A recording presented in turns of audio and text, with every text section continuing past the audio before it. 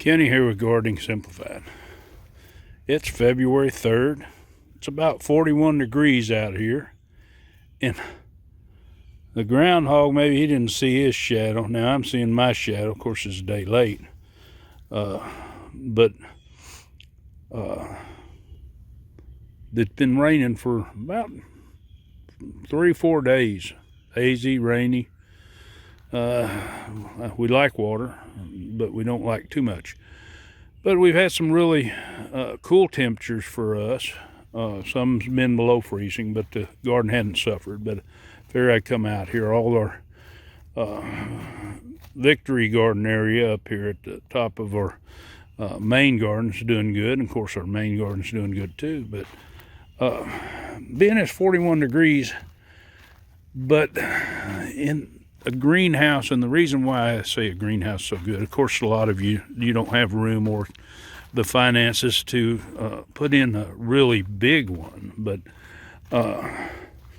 some of you might be to where you might could do this as kind of a repurposed one, a few extra things, this and that.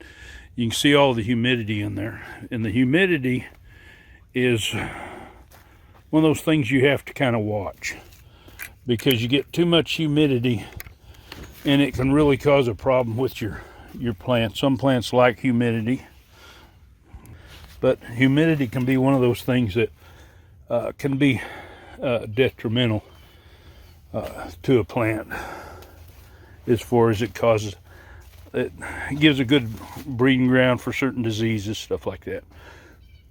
We've got a lot of our cool weather transplants that's up here on the shelves, and they're going to enjoy this weather today. But if I was to continue to leave this greenhouse closed up, you can see already, which it has been up to 99 on the humidity, and right now it's 83, which is kind of high. And the temperature would climb well over 100. Now I'm going to come in here today. I'm going to uncover these plants. Now this row cover fabric is really good for protecting your plants. And there's a lot of moisture up under there. But it also blocks your sunlight. So when you have seedlings and such, it's underneath there. They need that sunlight, especially this time of year, because it's really limited. And today is it could be a little hard on them, but you want to keep them adjusted to it, so they're not going to be all stretched out and have a problem. Now let's go over here into the other greenhouse. We better open the door on the other end of this one. We don't want these plants to really get hot, because what happens is this could cause a stress, and it could cause them to start bolting early. Now most of these plants in here will be harvested. Let me fasten this door up. They'll be harvested real soon, or bigger ones. But these younger ones here, it could create a problem for them. And of course our celery too. It could create a problem. But we'll see how that goes. Now I've had poor germination on my spinach. Now I do have one little one coming up there. Looks like maybe might be a few more trying to poke out. It's hard to say, but I'm going to let it adjust to cooler temperatures out here and see if it germinates, because it sure didn't want to germinate around 68 to 70 degrees. The spinach is a cool weather plant. Now, in here, this greenhouse is already warmed up too. It's 80 degrees, and it's let me get this fastened. I have thermometers all over in here. It's 81 over here on this wall, which the sun shines at it. Now I've got some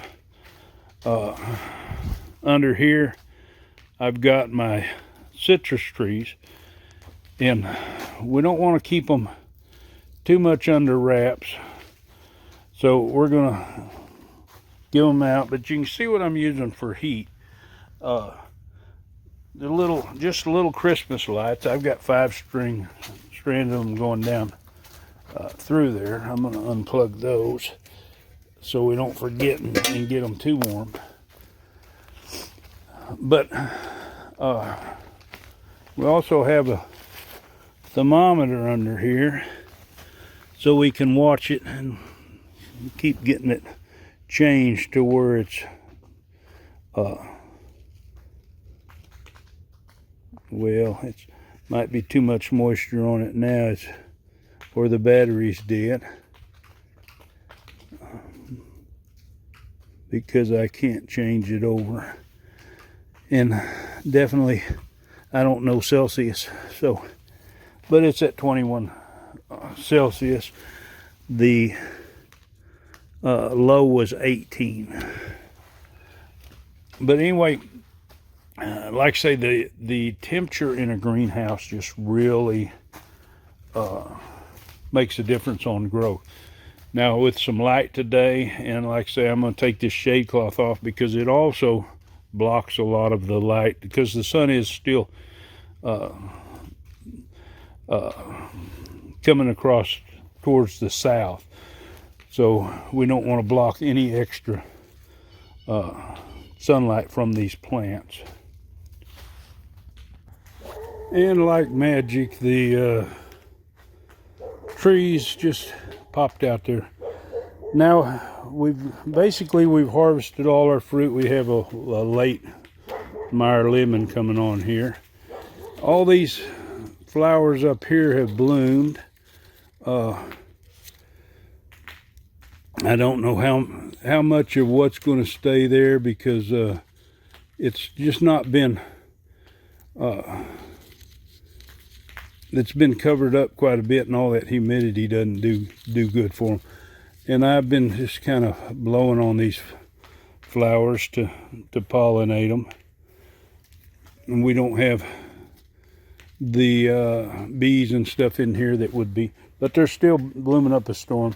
This one here, the orange will start blooming later, but you can see how well these plants are doing, and you can see that they're staying warm enough and flowering. Now we do have some that's going to be questionable. I have an orange here that we had to dig up, didn't have much root system, and I knew the leaves were going to die back on it, and but I think it's still got a chance of coming out, but we'll see what happens. We've got a couple of banana pups. This one hadn't shown any signs. Of course, it's still cool. The other one over here is it's putting out a little bit of green, so that looks good. But this is what I'm talking about, a greenhouse. A lot of this stuff, and citrus doesn't do well in zone 8 where we're at, because the freezing temperatures would freeze it back.